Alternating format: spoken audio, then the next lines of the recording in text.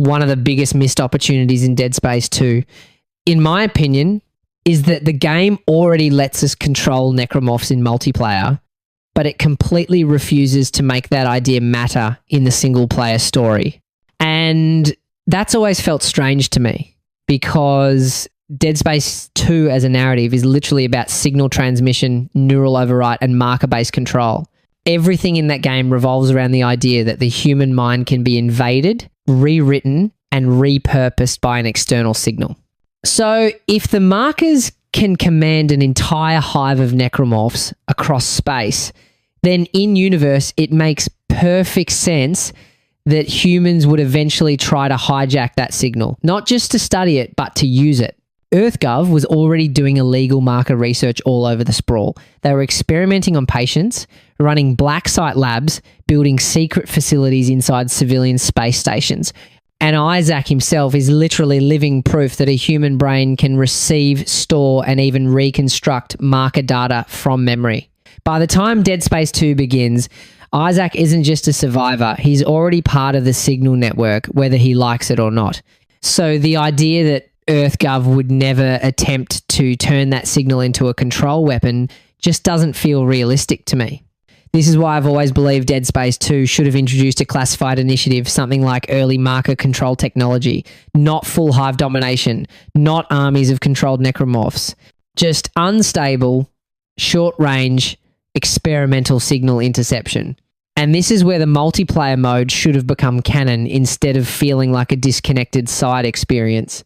Multiplayer already proves that necromorphs can be controlled from a player perspective. The campaign just never had the courage to acknowledge what that actually means in the lore. I've always pictured one specific moment where this could have been introduced. A single controlled sequence. Isaac gets dragged into a failing signal relay chamber during a containment breach. Alarms going off. Scientists panicking. Unitologists sabotaging the system. The control relay overloads. The screen cuts to black. And suddenly, I'm not Isaac anymore. There's no HUD, no weapons, no familiar movement. The camera is low, twisted, uneven. My vision is distorted. My arms don't feel like arms anymore. I lunge forward in these violent animal jerks, and it slowly dawns on me I'm a slasher.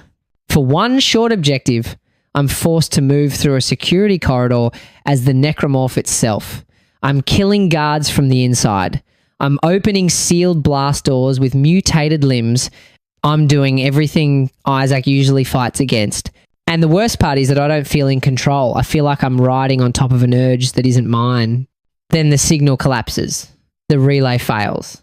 The screen snaps back to Isaac's visor. He falls to the floor, gasping.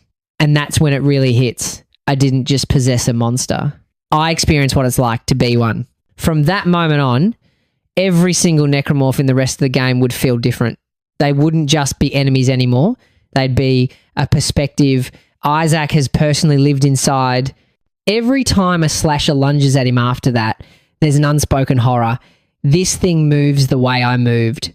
The multiplayer mode would suddenly make sense in Universe 2.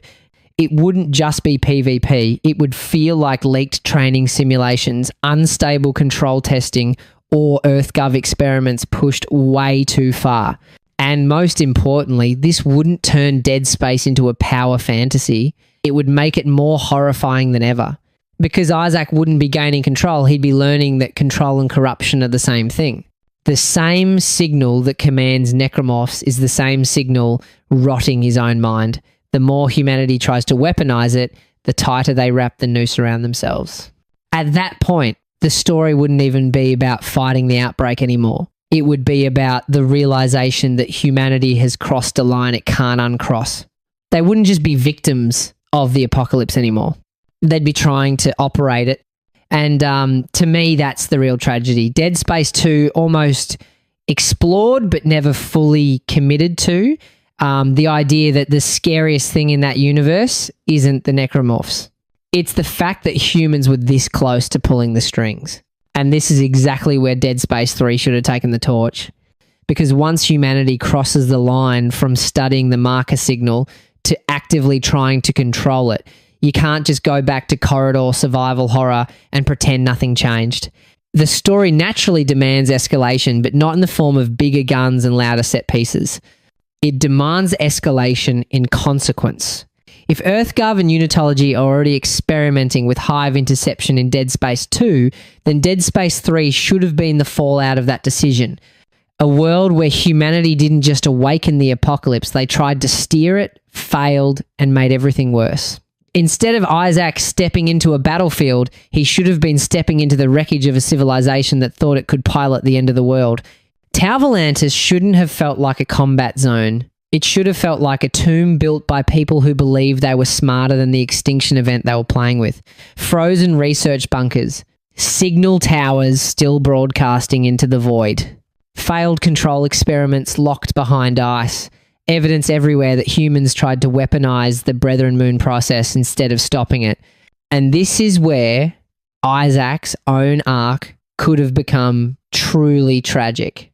After briefly experiencing what it means to be inside the hive in Dead Space 2, Dead Space 3 could have pushed him toward being something far more dangerous than a survivor, a living bridge between individual will and hive consciousness. Not a chosen one, not a hero, a containment risk. Instead, Dead Space 3 backed away from that idea. It chose spectacle over sickness, firepower over fatalism. It treated the Brethren Moons like a final boss instead of the inevitable outcome of humanity's worst decision trying to operate the apocalypse instead of ending it. And that's the real missed potential of Dead Space 3. It wasn't that the game went bigger, it's that it went louder instead of darker. Because the logical next step after trying to control the hive wasn't war. It was reckoning. At the end of the day, what makes Dead Space truly terrifying was never just the necromorphs. It was the idea that every step of the apocalypse was understood, measured, and still allowed to happen. That humanity looked at something that could erase entire civilizations and didn't just try to stop it, but tried to use it. Dead Space was always at its strongest when it wasn't about monsters in the dark, but about people in the light making the wrong decisions. And that's why I think the idea of marker control in Dead Space 2 and the consequences of that in Dead Space 3 mattered so much, because the real horror wasn't the hive.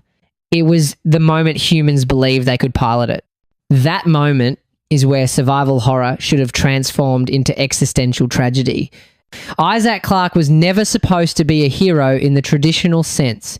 He was an engineer swept into forces far beyond him, and the most fitting end to his story was never standing tall over the ruins with bigger guns. It was the idea that his mind, his memories, his very perception of reality became the bridge that let the end of the world happen or finally be sealed away. In the end, Dead Space wasn't about fighting monsters. It was about what happens when humanity decides to become one.